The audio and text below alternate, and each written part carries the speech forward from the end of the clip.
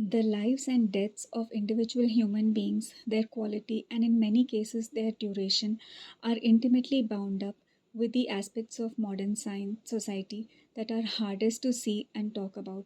Phenomena that are like water to fish, both too vast and too near to be appreciated. In other words, those features of daily life that appear to us now as normal and are the ones crying out the loudest for our scrutiny. That is my central contention. My core intention, accordingly, is to offer a new way of seeing and talking about these phenomena, bringing them from the background to the foreground so we might more swiftly find their much needed remedies.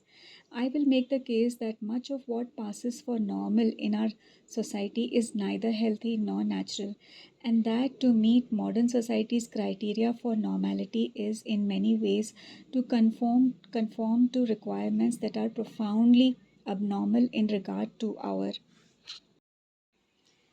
nature given needs, which is to say, unhealthy and harmful on the psychological, mental, and even spiritual levels.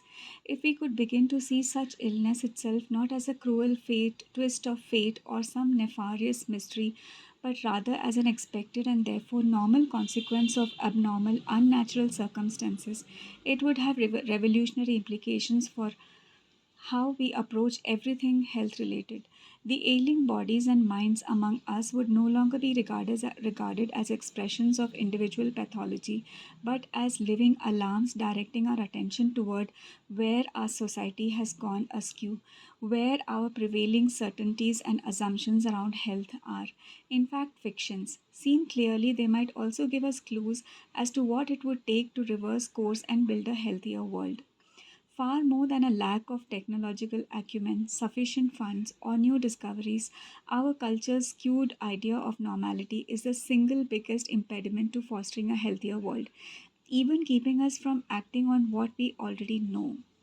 It reduces complex events to their biology and it separates mind from body, concerning itself almost exclusively with one or the other without appreciating their essential unity. This shortcoming does not invalidate medicine's indisputably miraculous achievement, nor sully the good intentions of so many people practicing it, but it does severely constrain the good that medical science could be doing. The core of it, which accords entirely with what the science shows, is this: health and illness are not random states in a particular body or body part. They are, in fact, an expression of an entire life lived, one that cannot in turn be understood in isolation.